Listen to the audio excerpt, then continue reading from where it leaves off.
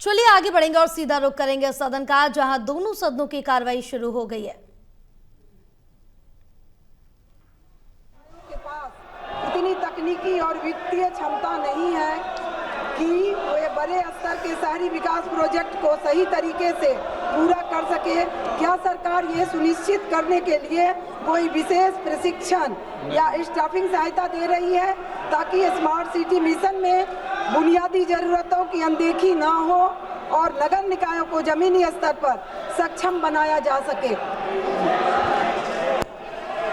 अध्यक्ष महोदय, smart city mission जो 2015 में शुरू हुआ, इसके अंतर्गत कुल 9,216 करोड़ की लागत की 196 पीपीपी और ये योजनाएं शुरू की गई।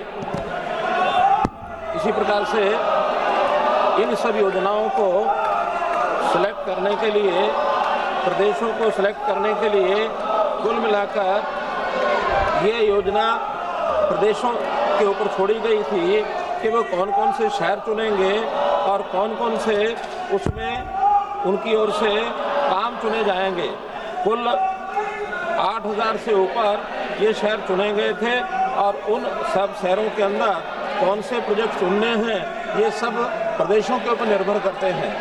कुल 8 कैटेगरीज के ऐसे जो प्रोजेक्ट हैं इनको चुना गया था, जिसमें कुल मिलाकर अभी तक जो 8,000 प्रोजेक्ट हैं उसमें कुल 7,500 ये बहुत से प्रोजेक्ट ऐसे पूरे हो गए हैं।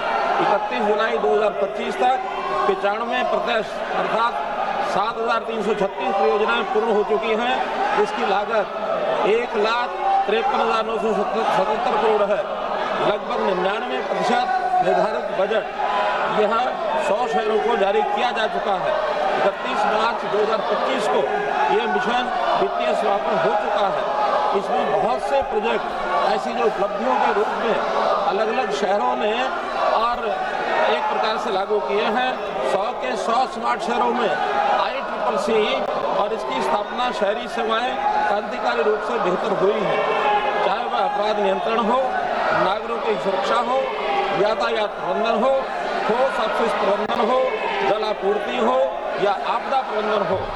इसमें बहुत से ऐसे जो सिक्योरिटी और सेफ्टी को लेकर के भी कई प्रोजेक्ट ऐसे बनाए गए हैं।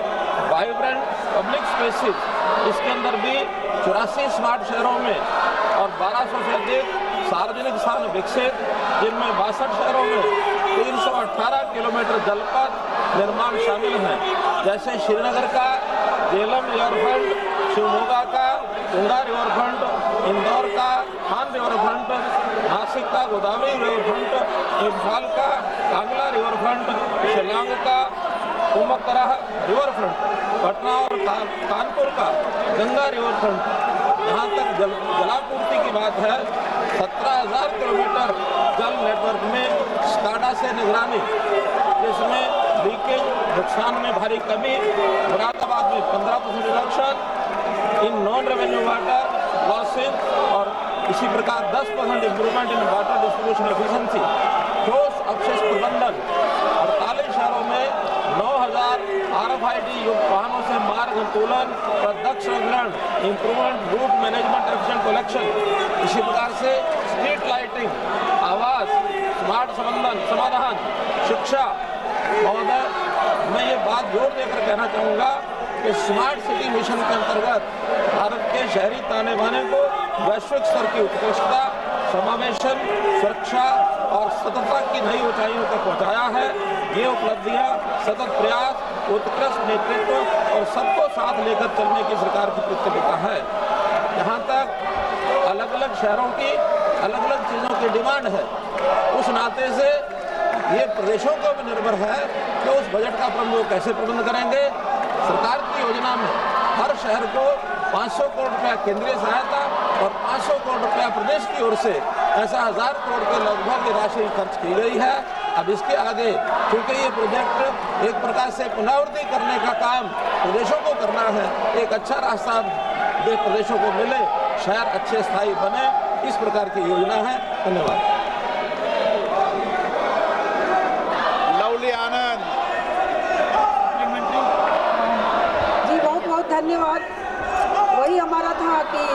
मंत्री जी ने पूरा विस्तार में हमें बता दिए हैं। बहुत बहुत धन्यवाद। वही था कि जो रुक गया है काम, तो उसमें किस तरह से उसको मिलेगा, तो उन्होंने विस्तार में हमें बता दिए। बहुत बहुत धन्यवाद। श्री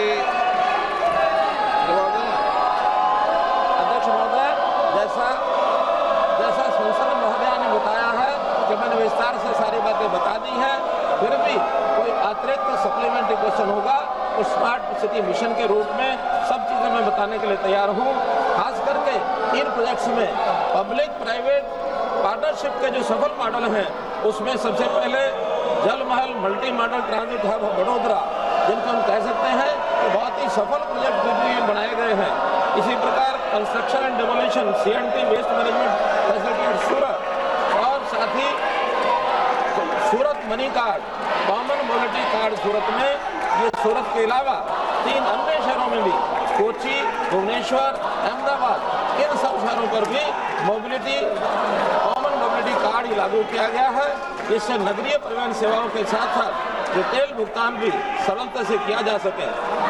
CNG प्लांट इंदौर, ये भी अपने आप में एक विशेष इस प्रकार का प्रोजेक्ट है जिसको सभी शहर इसको रेप्लिकेट कर सकते हैं।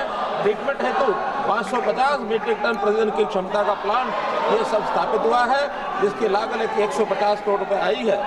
Multi modal transit hub Pune, Vadodara और भुवनेश्वर, इस प्रकार का ये सिस्टम बनाया गया है। मार्केट डेवलपमेंट भी रायपुर, धर्मशाला और बिलासपुर, इसमें मल्टी मॉडल मार्केट रीडेवलपमेंट ऐसा किया गया है।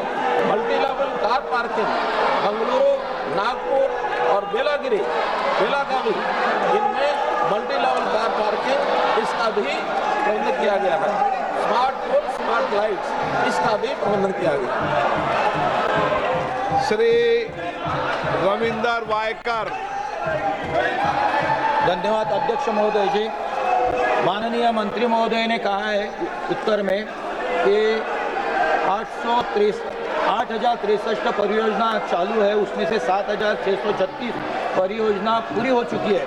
मेरा प्रश्न ये है अध्यक्ष महोदय, स्मार्ट सिटीज मिशन SCM को 2015 में 100 शहरों में के लिए लॉन्च किया गया था।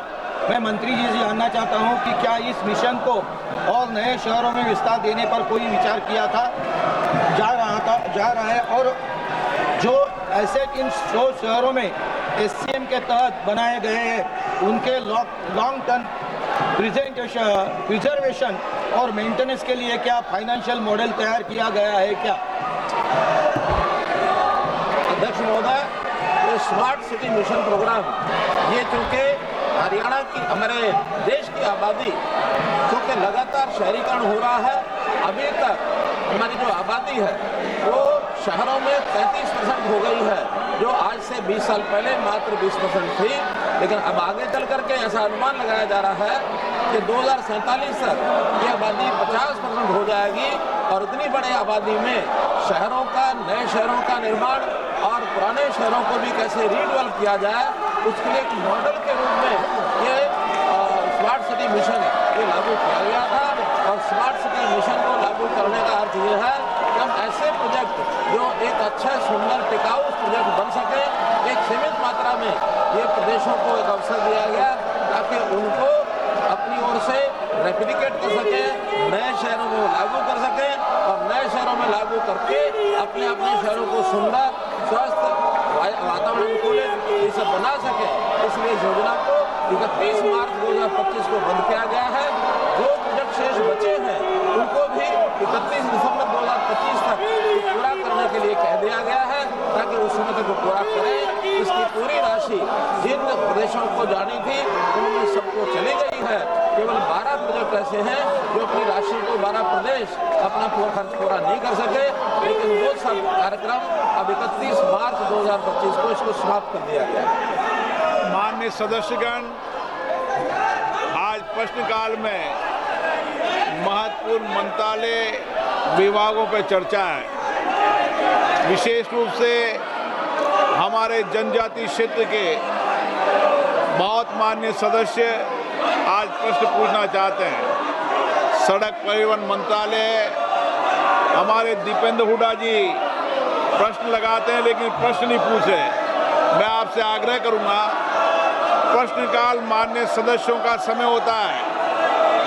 आपको जनता ने बहुत अपेक्षाओं के साथ चुनकर भेजा है। मेरा हमेशा प्रयास रहता है सदन चले, सदन में चर्चा हो, संवाद हो, प्रश्नकाल पर महत्वपूर्ण सवाल उठे, सरकार की जिम्मेदारी तय हो। मैं रोज आपसे आग्रह करता हूं, लेकिन रोजाना आप नियोजित तरीके से सदन को बाधित करना चाह रहे हैं। आप तख्तियां लेकर आ रहे हैं। आपको जिस विषय पर भी चर्चा करनी है, संवाद करना है, आप नियम प्रक्रियाओं की तरफ नोटिस दो, मैं आपको सब पर अलाउ करूंगा। आप सदन चलाना चाहते हैं, सदन नहीं चलाना चाहते,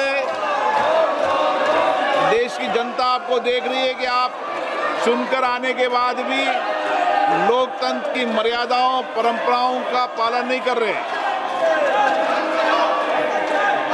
मैं पुनः आग्रह करता हूं, आप अपनी अपनी सीट पर जाकर बैठे। मैं सदन की कार्रवाई चलाना चाहता हूं। सदन की कार्रवाई आज 12 बजे तक के लिए स्थगित की जाती है। तो बता दें कि दोनों सदनों की कार्रवाई स्थगित कर दी गई, लोकसभा और राज्यसभा की। जहां राज्यसभा की 2 बजे तक के लिए कार्रवाई स्थगित की गई है, तो लोकसभा की 12 बजे तक के लिए कार्रवाई स्थगित कर दी गई है।